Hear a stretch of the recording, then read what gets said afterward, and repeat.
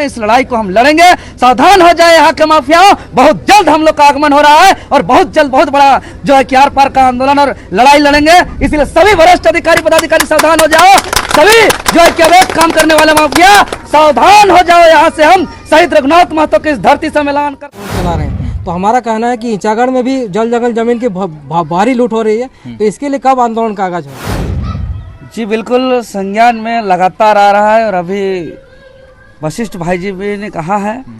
तो चूंकि हम लोग का जो अभियान अभी चल रहा है, अवैध खनन बंद करो अभियान, क्या देवेंद्र महतो से डर गए हैं? नहीं, डरेंगे क्यों देवेंद्र नाथ महतो? जब शहीद रघुनाथ महतो का जीवनी का बात करें, उसका संघर्ष की बात करें और उनके विचारों की बात करें, उनका जीवनी को, उनका संघर्ष को पढ़े हैं, तो डरने का सवाल ही नहीं है।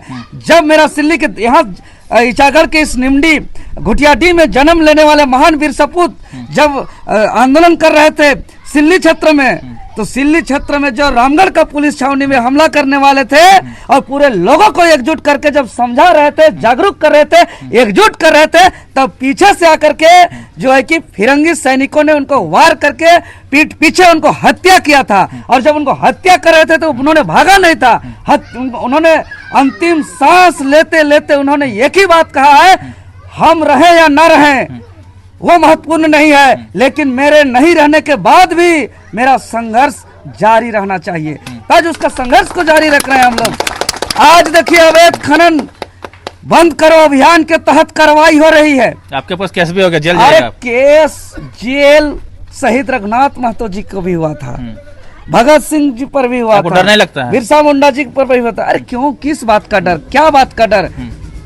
डर डर डर का क्या मतलब है? डर शब्द को हम लोग नहीं जानते हैं। हम लोग कफन बांध के निकले हैं, करो या मरो के तर्ज पे आर पार की लड़ाई लड़ने के लिए। इसीलिए देवेंद्र नाथ महतो को बिल्कुल ही मरने से डर नहीं लगता है। आज देखिए सामने से सीधा कोई भी माफिया हो, सीधे आमने सामने लड़ रहे हैं। और आज उदाहरण देख लीजिए, गांव के लोग कहते हैं जी आज इतना इतना मंत्री बन गया, इतना इतना विधायक बन गया, इतना इतना सांसद बन गया।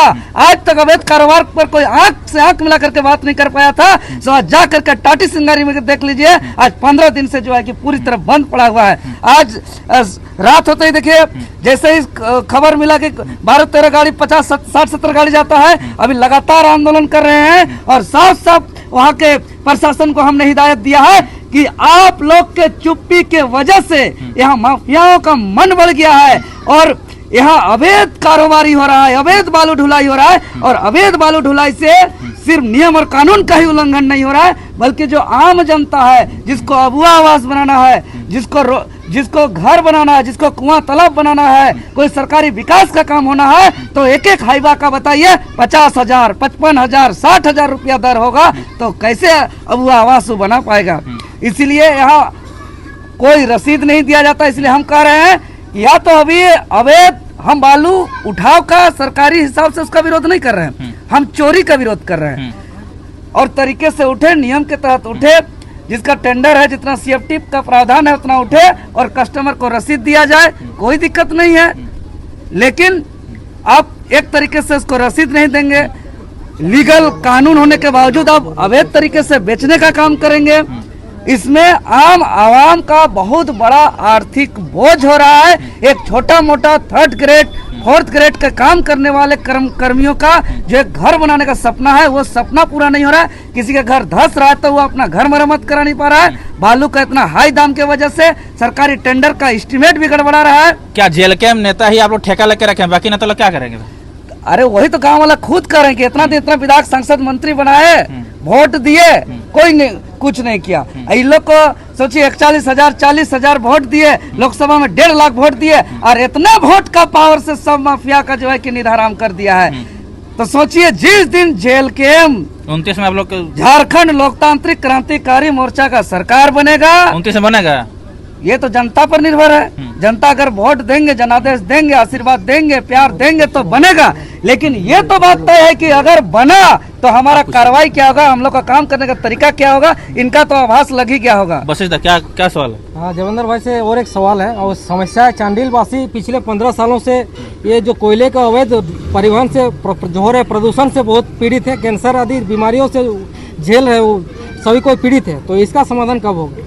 देखिए जल्द, बहुत जल्द हम लोग आएंगे और सबसे पहले हम लोग अल्टीमेटम देंगे, चाहे वो अवैध कोयला की बात हो, अवैध पत्थर खनन की बात हो, अवैध बालू खनन की बात हो, या जो भी अवैध काम हो रहा है, सबसे पहले हम लोग इनका एक अल्टीमेटम देंगे आवेदन देते हुए। अगर उस अल्टीमेटम के अंदर अगर कार्रवाई नहीं होगी तो हम इचागढ़ वासियों को विश्वास दिलाते हैं कि जो उम्मीद से आप लोग बोल रहे हैं कि इस पर कार्रवाई कब होगी, हम वचन देते हैं आज इचागढ़ की धरती में आकर के, शहीद रघुनाथ महतो के जन्मभूमि में आकर के, शहीद रघुनाथ महतो जयंती के अवसर पर संकल्प लेते हुए कि हम यहाँ के अवैध कारोबार के खिलाफ सड़क पे उतर करके आमने सामने इस लड़ाई को हम लड़ेंगे। सावधान हो जाए यहाँ के माफियाओं, हमने इस लड़ाई को हम लड़ेंगे। सावधान हो जाए यहाँ के माफियाओं, बहुत जल्द हम लोग का आगमन हो रहा है और बहुत जल्द बहुत बड़ा जो है कि आर पार का आंदोलन और लड़ाई लड़ेंगे। इसीलिए सभी वरिष्ठ अधिकारी पदाधिकारी सावधान हो जाओ, सभी जो है कि अवैध काम करने वाले माफिया सावधान हो जाओ। यहाँ से हम शहीद रघुनाथ महतो की इस धरती से ऐलान करते हैं, अन्यथा बहुत जल्दी आएंगे और एक एक भ्रष्ट अधिकारी पदाधिकारी को उसके बाद कड़ी कार्रवाई होगी, उसको कोई नहीं बचा पाएगा। हम लोग कोई सरकारी तंत्र में नहीं है कि हमारा कोई सीनियर फोन करके हमारा मुंह बंद करेगा। एक तरफ सदन में जयराम महतो चिल्ला रहे हैं, बाहर में चिल्ला रहे हैं, एकदम चिल्लाएंगे, क्योंकि इसीलिए जनता का प्यार मिला है, इसीलिए जनता का आशीर्वाद मिला है, ये जनता का ताकत है। तो टाइगर जयराम दादा आज 81 विधायक सदन में वो हिला दिया, बाहर में हिला दे रहे हैं। एकदम हिलाएंगे और आने वाला साल में झारखंड का नवनिर्माण हम लोग करेंगे। अबुआ दिसुम अबुआ राज का स्थापना होगा, झारखंड का नवनिर्माण भी होगा। इसीलिए हम आज आगाह कर दे रहे हैं कि हम लोग कोई सरकारी विभाग नहीं है कि बड़ा बाबू यदि एक्शन लेता है तो डीएसपी का फोन आने से चुप हो जाता है। डीएसपी अगर एक्शन मोड में आता है तो ग्रामीण एसपी फोन कर देता है तो साइलेंट हो जाता है। ग्रामीण एसपी एक्शन में आते हैं तो एसएसपी का फोन आता है तो साइलेंट हो जाता है।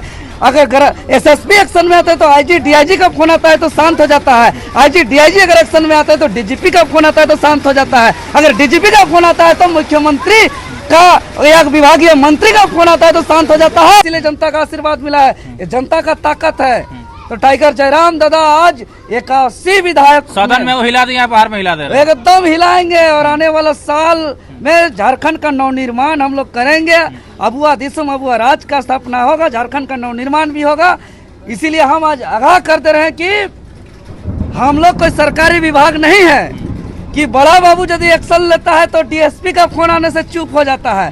डीएसपी अगर एक्शन मोड में आता है तो ग्रामीण एसपी फोन कर देता है तो साइलेंट हो जाता है। ग्रामीण एसपी एक्शन में आते हैं तो एसएसपी का फोन आता है तो साइलेंट हो जाता है। अगर एसएसपी एक्शन में आते हैं तो आईजी डीआईजी का फोन आता है तो शांत हो जाता है। आईजी डीआईजी अगर एक्शन में आता है तो डीजीपी का फोन आता है तो शांत हो जाता है। अगर डीजीपी का फोन आता है तो मुख्यमंत्री का या विभागीय मंत्री का फोन